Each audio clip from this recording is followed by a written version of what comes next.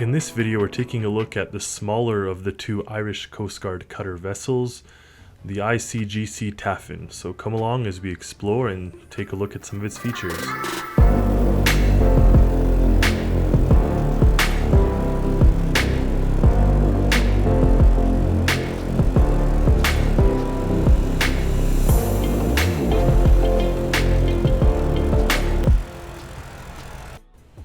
Here we are on the front of the armed version of the Irish Coast Guard cutter Taffin.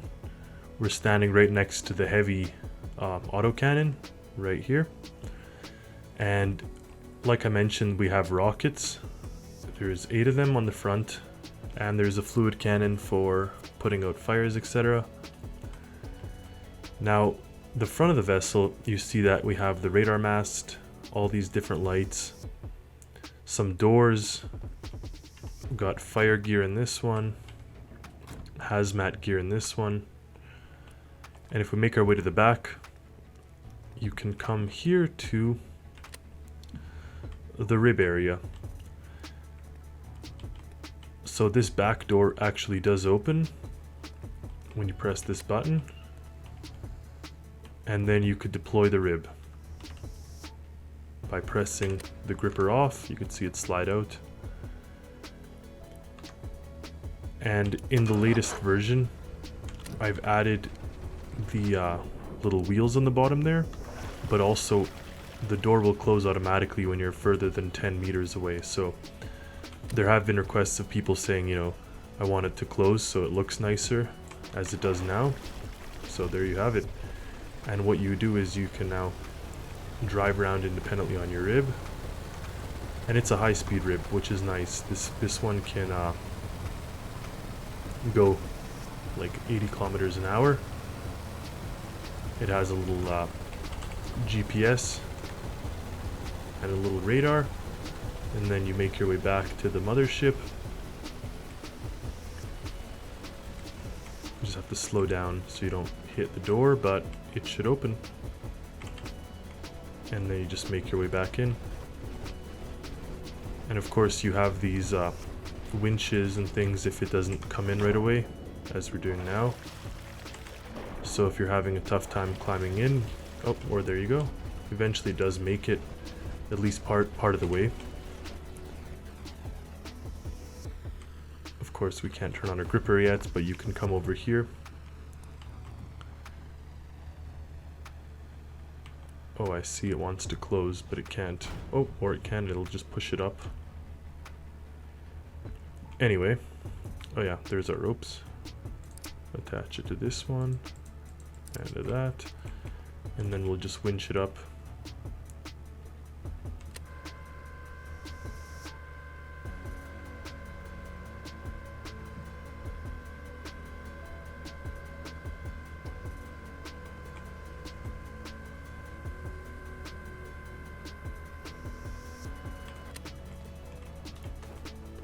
And that should get us up most of the way, and we might be able to push us up the rest of it. Turn on the gripper. Of course we damaged this trying to get in, so I'll take a look at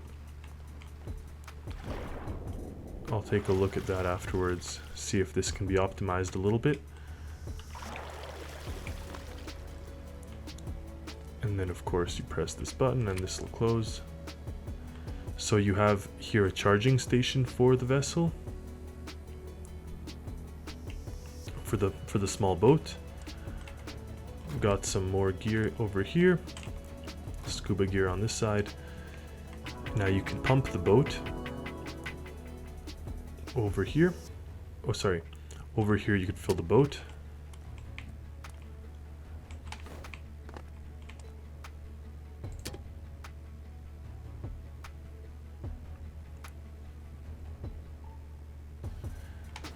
Now, not quite sure why it's draining so much battery. I'll have to take a look at this. But regardless, there we have it. So we filled up the RHIB. And you can use the same system to fuel up the helicopter. And I'll show you how to do that. So see this one here? It says use directly for RHIB or attach hose to above anchor. So if you plug this in here and turn on this button, that actually feeds this line here. And then you can plug that in here and put this one into the helicopter, and the helicopter will start to fuel up. Now you'll notice that the helicopter doesn't come fully fueled. That's because this is a very narrow vessel and the helicopter fully fueled is pretty heavy, so you'd actually end up being very top heavy with the helicopter fully fueled. So the best place is to leave it more or less partially fueled how it comes. I'm not quite sure why this one's so drained, but it may be because of the radar and sensors and everything.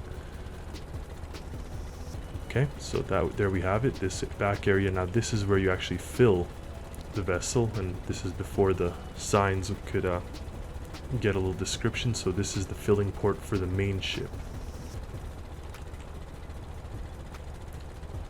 So that's this area here. If we walk around the side here to this door, you have kind of a main little lobby. You can access it on both sides. You have your main thermostat here, and here you have the weather station. Now above this, you can access the bridge from the inside. You have kind of a little go area with all this gear. Now here you have a command room, just like the Coast Guard cutter Dante. This is just a go room with all sorts of equipment. When you sit on the chair, the light turns on. You have radars, you have cameras, all sorts of stuff. This is off because the vessel is currently off. That turns on automatically when the ship's on. Now this is meant to be sort of for fun, let's say. It's not really that functional, but all the stuff does work. And this door gets you out to the front of the vessel here. What I mean is that these are just, the keypads are there for decoration.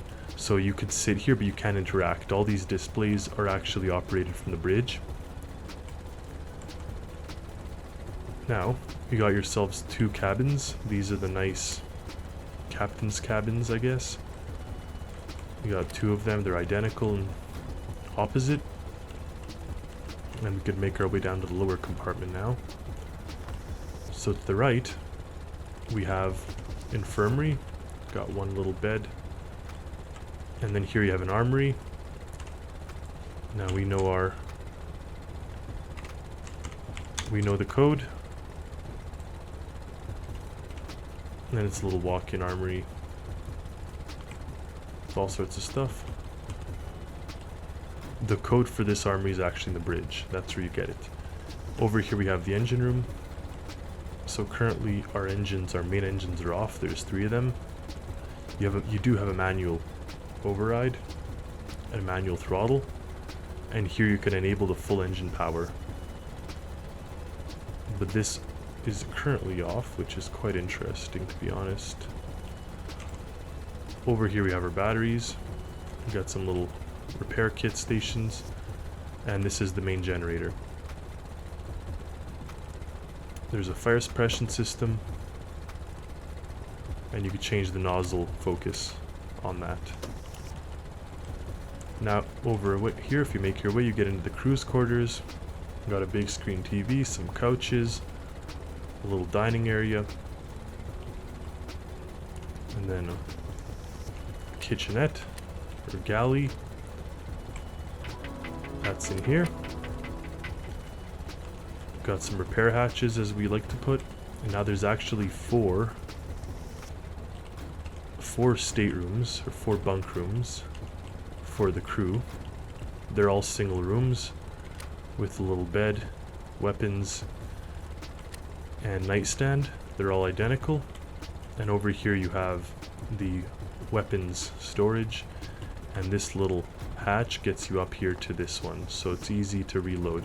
And actually, if you're familiar with the Dante, you'll know that the layout's kind of similar, with the weapons storage forward and the weapons right there. Now if we make our way to the top of the vessel, either through this hatch here or around the back up these stairs. Got ourselves these mounted machine guns on the sides. Did not mean to fling myself off there, but that's okay. And then here you have the main bridge.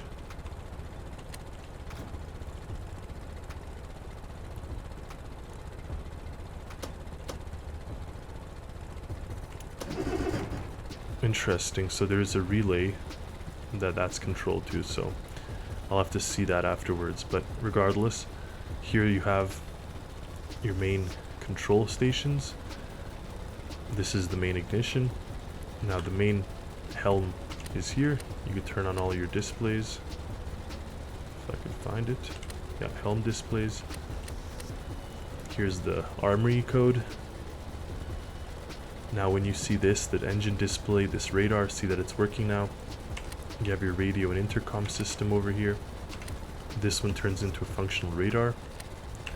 Got night vision as well. Beacon locator.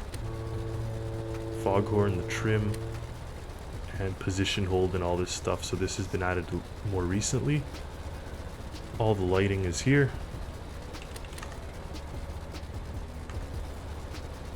Now on this side you have the ballast controls and you have the weapon system for this. Now first you have to turn on navigator displays. So that's here. And normally it looks like this. It's just a systems check.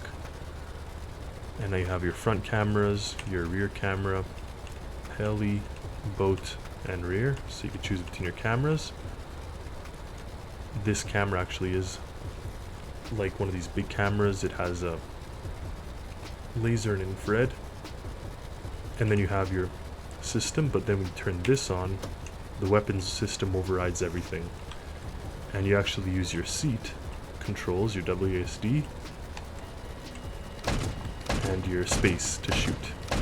3's to fire rockets. So that's controlling this guy up there.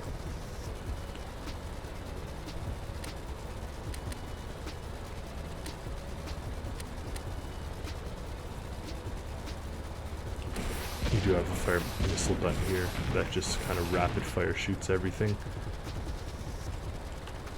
Over here we got the autopilot system, and it's the system that I like to use with the waypoints. As you can see, we're going now. And it does have the boat launch sensor and helipad sensors that we normally have. That if you trip while they're on, the vessel will stop moving. Of course, we could cancel all this. It'll come to a stop. And we got our anchor, and it's using the automatic anchor system. So you can see that seabed's 100. And I think we have the, yeah, we got these big or large anchors, so this should work, but it's not updated yet, so I'm going to do that after this video, because I believe the update now makes the large winches go 150 instead of previously they were only 100. Here you have all your emergency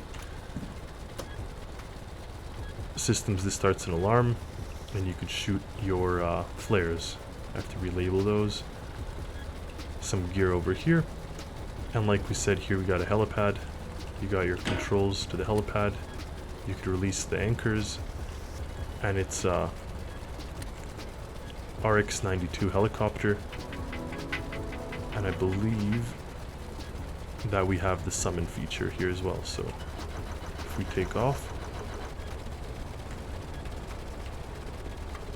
we should be able to summon the Taffin to come to our location. And Taffin, for any of you guys familiar, I'm not Irish, but I do enjoy James Bond movies and Pierce Brosnan movies, and one of his very early movies was called Taffin, and that's what this vessel is based on. And then if some of you know, he's also in Dante's Peak, hence the other larger vessel named Dante. But here we go. We summoned ourselves the Taffin to our location, and it stops, and there we go. So even if you're far away, you can have it come to you. This button only calls it to the location that it was pressed. It doesn't follow you, so you can't actually have it on and make the vessel chase after you. But I hope you guys enjoyed the video. Hope you enjoy the creation, and stay tuned for more videos. I have lots in store, creations videos, and all sorts of other fun stuff. So stay tuned, and happy Stormworksing.